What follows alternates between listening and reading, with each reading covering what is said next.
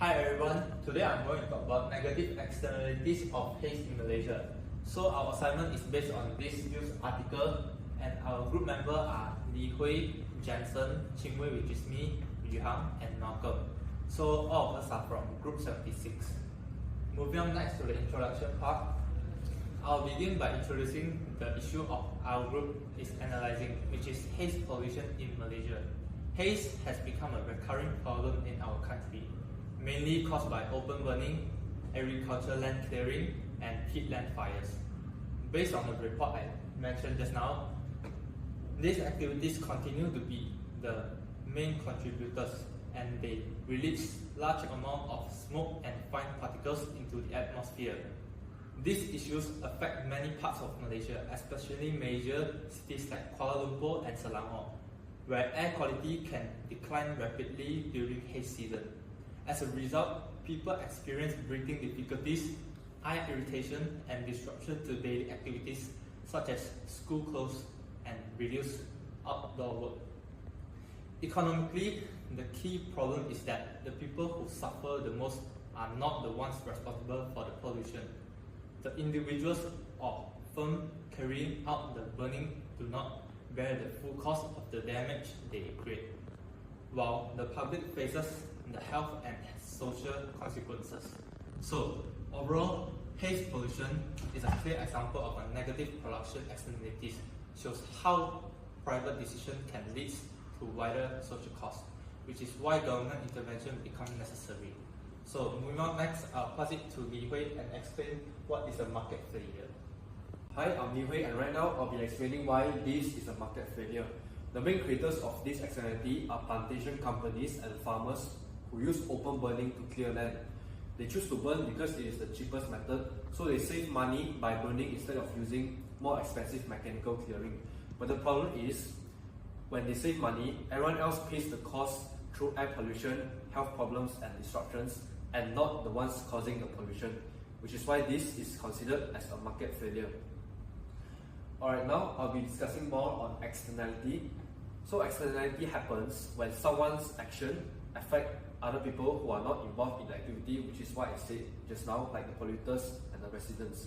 In the case of haze, it's a negative production externality because the pollution, which is a negative effect, comes from production activities like land clearing and affect the public. This is Malcolm, and I will be presenting about how haze will affect the market using graph. So as you can see, this is before haze occurs, and MEC is low, which stands for marginal external cost. And so MSC and MPC are relatively close or equals. As you can see, MPC stands for marginal private cost and MSC stands for marginal social cost. Okay. After haze becomes severe, as you can see this graph, after haze becomes severe, MEC increase significantly and MSC shift upwards because society experience more health problems, disruption and productivity loss. As you can see, there's a gap between it. So this widens the gap between MSC and MPC. The market produced at Q1 where only MPC intersects with demand. However, the true efficient output is Q2 where MSC intersects demand. As you can see, this is the Q1 and this is before haze occurs, and Q2 is after haze occurs. So the gap between Q1 and Q2 represents overproduction of haze-causing activities. Since producers consider only MPC and ignore MEC, market equilibrium outputs end up being higher. This overproduction results in welfare loss, which represents society loss due to excessive pollution and the external cost. Welfare loss is shown as a shaded triangle, which is this one. Okay, next.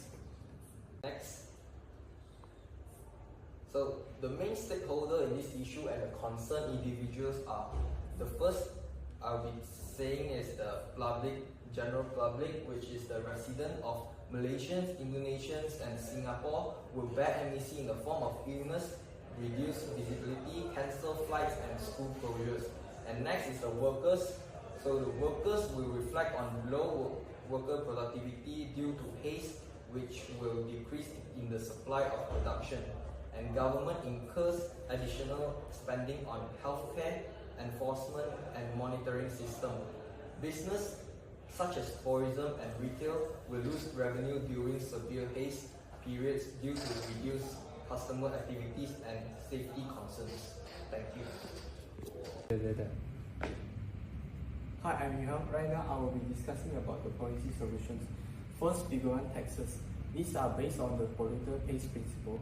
A study in KL showed that most households are willing to bear extra costs for cleaner air, which means this approach has strong public support and it is cost effective.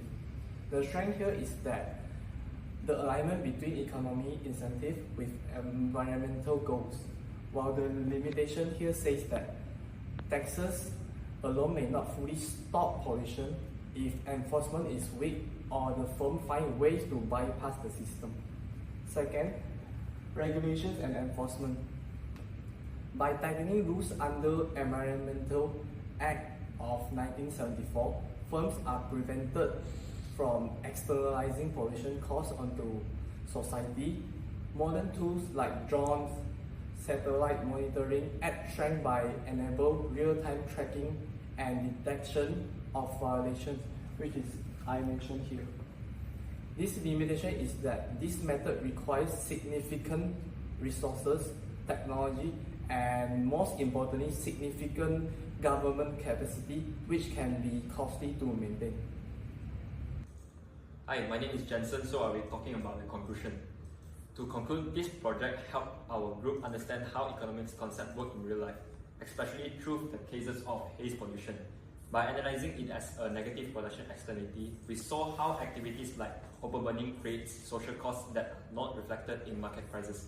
Linking ideas such as marginal social costs, welfare loss, and market failure with real Malaysian data show why haze continue despite existing regulation.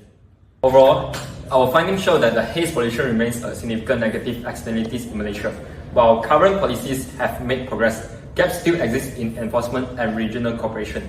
We recommend a stronger policies mix that includes stricter monitoring, better incentives, and enhanced cross-border collaboration to effectively reduce future haze incidents. So that's all from our group. Thank you.